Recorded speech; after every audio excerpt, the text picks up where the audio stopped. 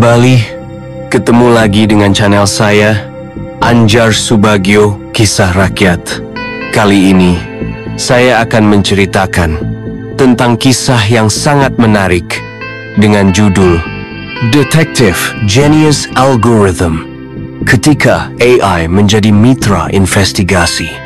Marilah kita lanjutkan cerita selengkapnya. Di sebuah kota kecil di Jawa, tahun 2025. Teknologi telah merambah ke segala aspek kehidupan. Di bawah sinar matahari pagi yang hangat, Ardi Pramana melangkah mantap menuju kantor polisi setempat. Pemuda berusia 22 tahun itu tampak kontras dengan penampilannya yang rapi. Baju putih lengan panjang, celana hitam, dan sepatu kets putih. Jam tangan pintar di pergelangan tangannya bukan sekadar aksesori melainkan mitra investigasinya, sebuah AI canggih bernama Algorithm.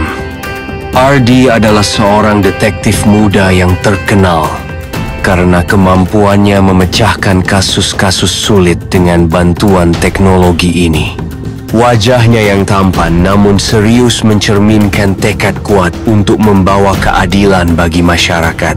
Di kantor polisi, Inspektur Handoyo, pria berusia 40 tahun dengan wajah tegas dan sikap disiplin tinggi, sedang memeriksa berkas-berkas di mejanya.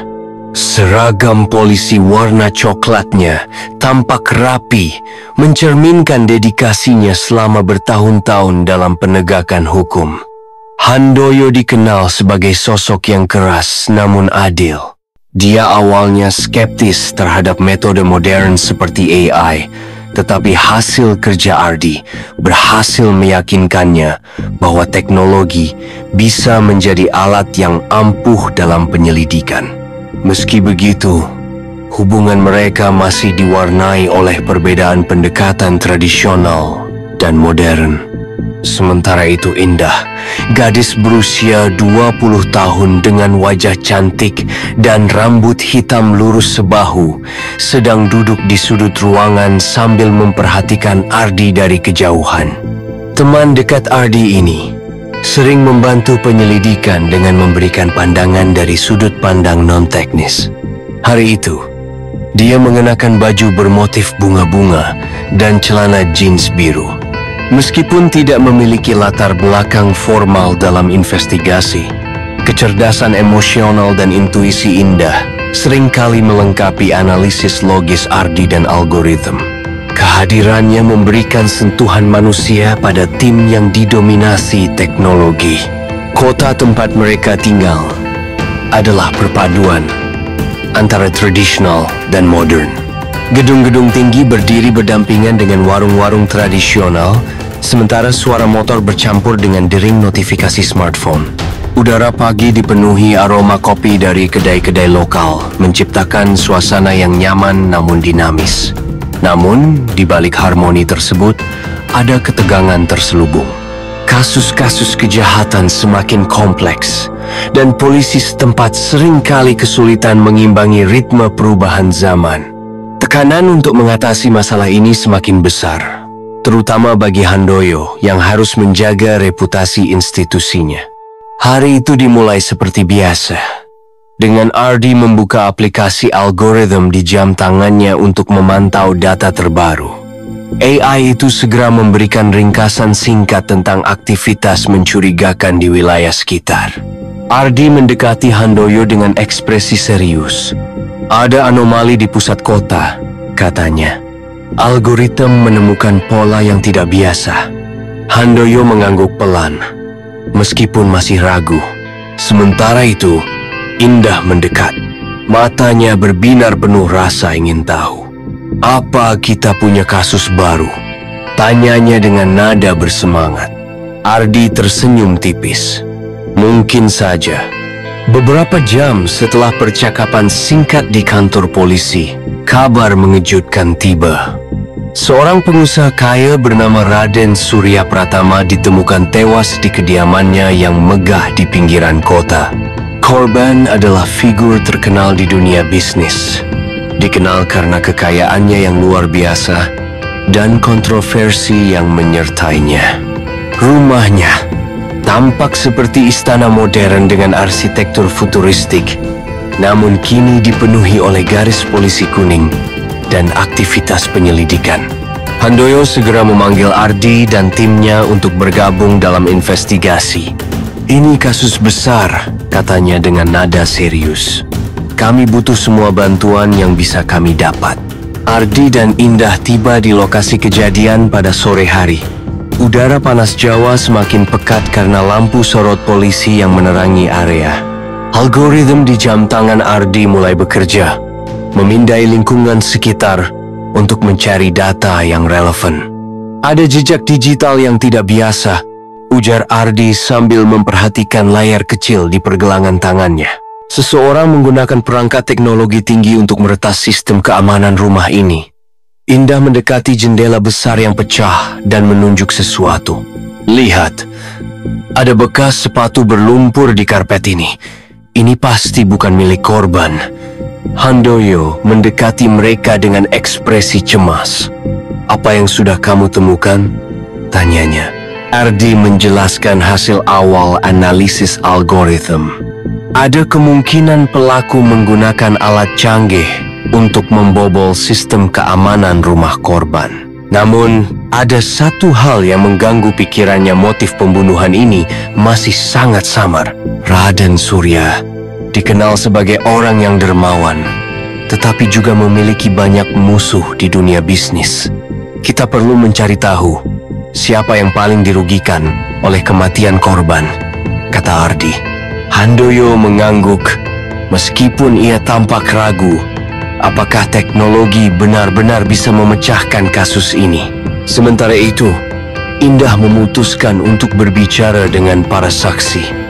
Dia mendekati seorang pelayan rumah tangga yang tampak ketakutan. Wanita parubaya itu memberikan informasi penting. Malam sebelum pembunuhan, dia mendengar suara ribut dari ruang kerja korban. Seperti ada argumen besar, katanya pelan. Indah mencatat informasi tersebut dan berbagi dengan Ardi. "Mungkin ini soal uang atau dendam pribadi," ujarnya. Ardi mengangguk. Tetapi algoritma menunjukkan bahwa ada lebih banyak data yang harus diolah. "Kita belum melihat gambaran besarnya," katanya. Di tengah penyelidikan, suasana menjadi semakin tegang. Media massa mulai berdatangan melaporkan kasus ini secara langsung. Tekanan publik semakin besar, dan Handoyo merasa tertekan. "Kita harus cepat menyelesaikan ini," katanya dengan nada frustrasi. Ardi tampak tenang, tetapi matanya memancarkan tekad kuat. "Algoritma sedang memproses data lebih lanjut," katanya. "Tapi kita juga butuh pemahaman manusia untuk melihat detail yang tidak terlihat oleh teknologi." Indah tersenyum tipis. "Itu sebabnya kita di sini bersama-sama." Dengan langkah mantap, mereka kembali ke penyelidikan, sadar bahwa ini baru permulaan dari sebuah misteri besar. "Baik, saya akan melanjutkan ke bagian pengembangan konflik. Bagian ini akan menunjukkan bagaimana tokoh utama menghadapi berbagai rintangan, tantangan, dan pilihan sulit dalam penyelidikan kasus misterius." 3.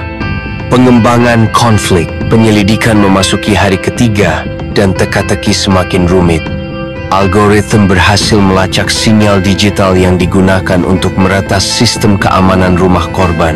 Namun, jejak tersebut ternyata berasal dari perangkat yang sering diubah alamat IP-nya, membuat pelacakan menjadi sangat sulit. Ardi duduk di depan laptopnya, wajahnya dipenuhi konsentrasi tinggi. "Pelaku sangat terampil," katanya kepada Indah yang sedang membaca dokumen bisnis korban. "Mereka tahu cara menyembunyikan jejak." Indah mengangguk, lalu menunjukkan sesuatu di dokumen itu. "Lihat, ada transaksi mencurigakan sebelum pembunuhan. Mungkin ini petunjuk." Handoyo, yang awalnya skeptis, mulai melihat nilai kerja sama tim ini. Dia meminta bantuan tim forensik untuk menganalisis sidik jari di pecahan kaca jendela. Hasilnya mengejutkan. Sidik jari tersebut milik orang yang tidak terdaftar dalam database polisi. Ini profesional, kata Handoyo dengan nada prihatin. Ardi mengambil kesempatan ini untuk menjelaskan bahwa pelaku kemungkinan adalah bagian dari sindikat kejahatan terorganisir. Mereka menggunakan teknologi canggih untuk menghindari deteksi. Tambahnya, Indah yang mendengarkan dari kejauhan merasa ada sesuatu yang aneh. Kenapa mereka meninggalkan sidik jari? Itu terlalu mudah ditemukan. Sementara itu, media massa mulai menggoreng kasus ini dengan spekulasi liar. Beberapa artikel bahkan menuduh Ardi dan timnya lambat dalam bekerja. Tekanan publik semakin besar dan Handoyo hampir kehilangan kendali. Kita butuh hasil nyata, bukan teori, bentaknya suatu sore. Ardi tetap tenang meskipun ia merasa tertekan. Di sela-sela itu, Indah menemukan informasi penting dari wawancara dengan teman dekat korban. Raden Surya sedang bernegosiasi untuk menjual perusahaan besar kepada investor asing, katanya. Dan sepertinya ada banyak pihak yang tidak senang dengan rencana itu. Ardi memutuskan untuk menggabungkan semua data yang telah dikumpulkan. Algoritma mulai memproses informasi baru, termasuk transaksi mencurigakan dan hubungan bisnis korban. Hasilnya mengejutkan. Ada pola yang mengarah pada seorang pengusaha lokal bernama Darmawan, yang dikenal sebagai pesaing Raden Surya. Namun, saat Ardi mencoba mengonfirmasi ini, algoritma memberikan peringatan. Ada risiko besar jika kita salah langkah, ujar AI itu melalui jam tangan. Ardi menatap Indah dengan ekspresi serius. Kita harus hati-hati. Jika kita salah, ini bisa berbahaya bagi kita semua. Suasana semakin tegang ketika seorang saksi anonim mengirimkan rekaman video kepada kantor polisi. Rekaman itu menunjukkan sosok misterius di sekitar rumah korban malam pembunuhan. Gambar tersebut buram, tetapi cukup untuk membuat Handoyo yakin bahwa mereka sedang menghadapi penjahat berbahaya. Kita dekat, katanya dengan nada optimis meskipun masih penuh tekanan. Ardi dan Indah saling bertukar pandang, sadar bahwa mereka berada di ambang penemuan besar. Namun, ada satu hal yang belum mereka ketahui, bahwa pelaku sudah memperhatikan setiap langkah mereka.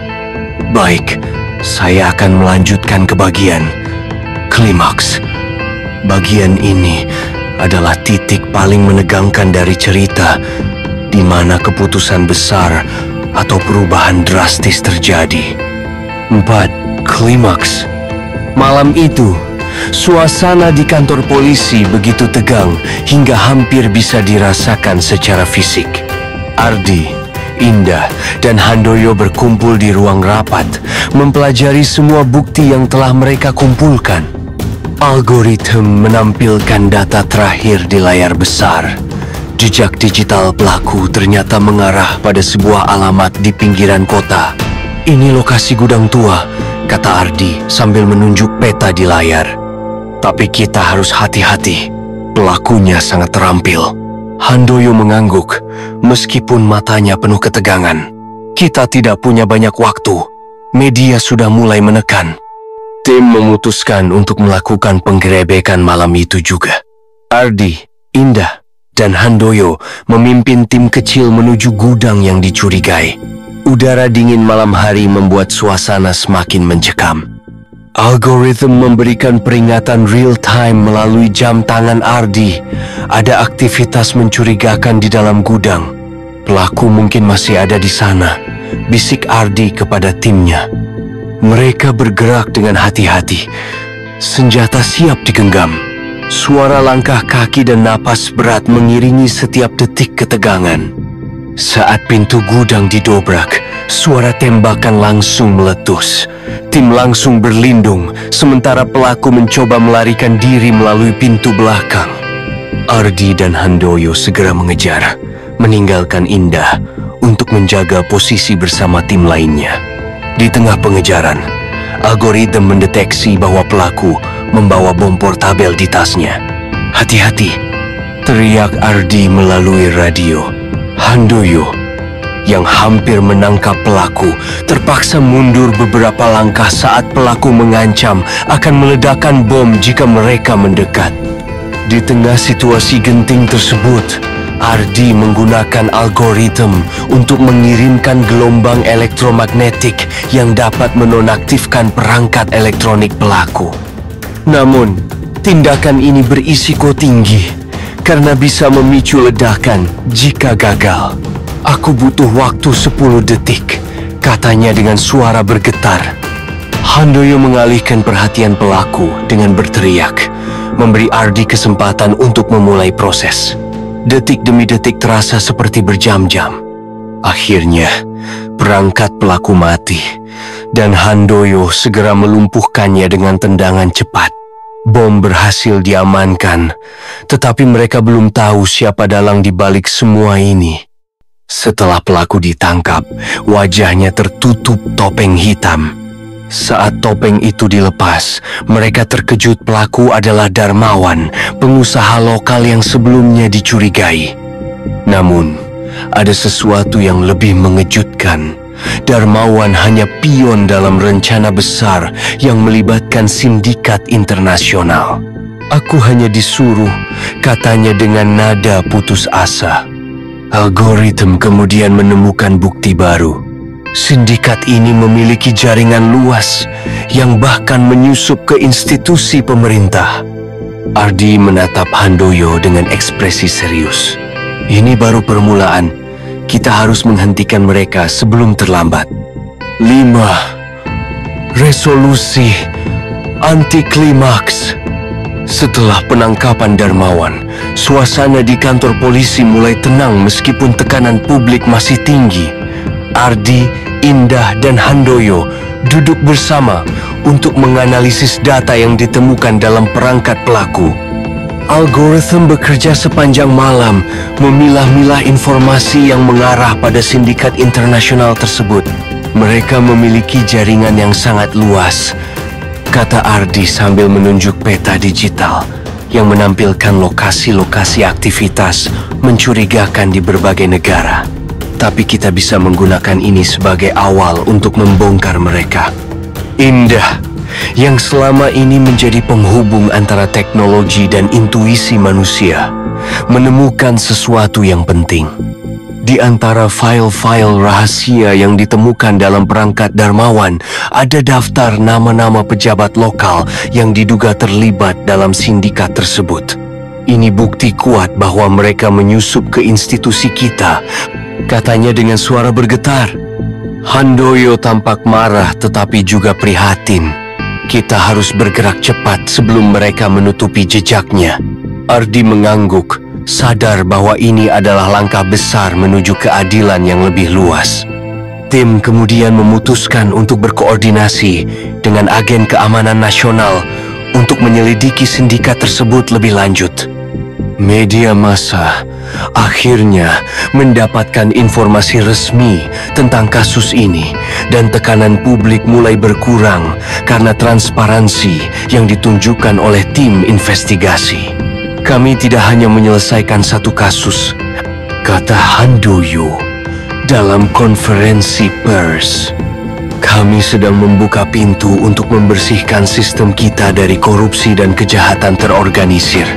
Pernyataan itu disambut baik oleh masyarakat, meskipun tantangan besar masih menanti. Ardi dan Indah duduk di kedai kopi kecil dekat kantor polisi, merenungkan apa yang telah terjadi.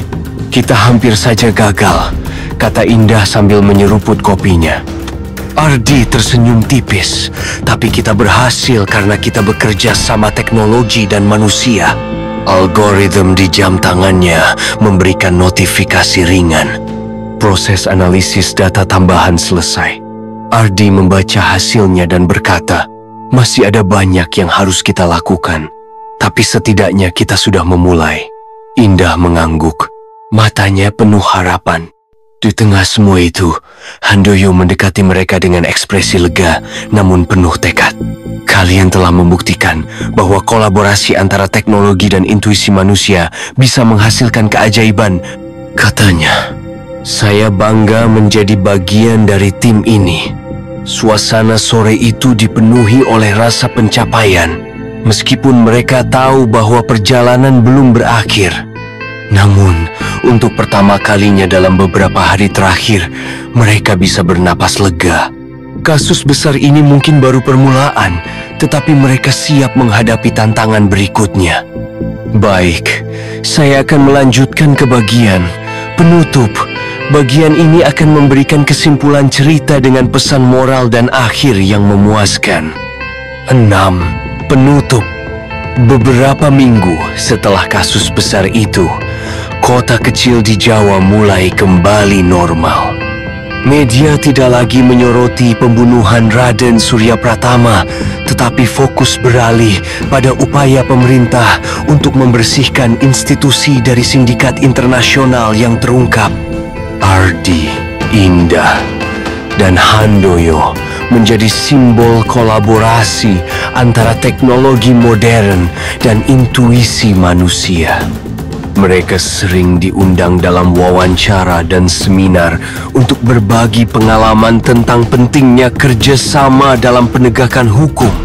Keadilan tidak bisa dicapai hanya dengan satu cara, kata Ardi dalam salah satu pidatonya. Kita harus belajar dari masa lalu dan beradaptasi dengan masa depan. Indah memutuskan untuk lebih terlibat dalam dunia investigasi, meskipun ia tidak memiliki latar belakang formal seperti Ardi atau Handoyo. Ia mendaftarkan diri dalam kursus forensik digital, ingin memperdalam pengetahuannya tentang teknologi. Aku ingin lebih berguna, katanya kepada Ardi suatu sore. Ardi tersenyum bangga.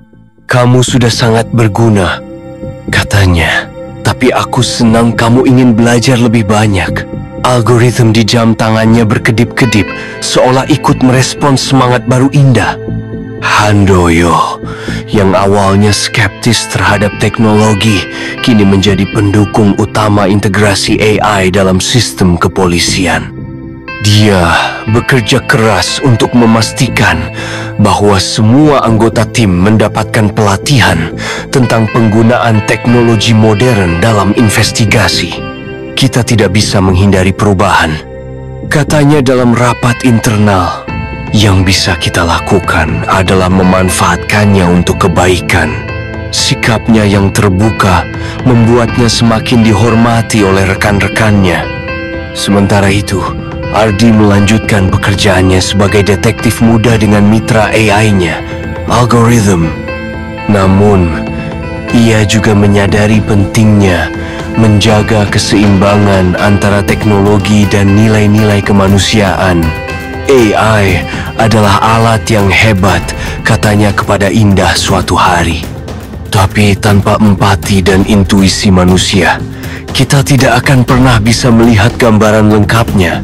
Indah mengangguk setuju. Itu sebabnya kita saling melengkapi, katanya sambil tersenyum. Di bawah sinar matahari pagi, mereka berjalan bersama menuju tantangan baru yang menanti. Cerita ini berakhir dengan harapan baru bagi masa depan. Teknologi terus berkembang, tetapi manusia tetap menjadi inti dari setiap solusi. Ardi, Indah, dan Handoyo membuktikan bahwa kolaborasi antara teknologi dan manusia bukan hanya mungkin tetapi juga sangat diperlukan. Di tengah perubahan zaman yang begitu cepat, mereka menunjukkan bahwa keadilan dan kebenaran masih bisa ditegakkan jika kita bersedia belajar, beradaptasi, dan bekerja sama. Dan di kota kecil itu, langit biru terlihat semakin cerah, penuh dengan harapan untuk hari esok. Cerita pun selesai. Demikian cerita dengan judul Detective Genius Algorithm, ketika AI menjadi mitra investigasi. Semoga berkenan dan bermanfaat. Kita ketemu lagi di cerita yang lain. Dan akhir kata, terima kasih.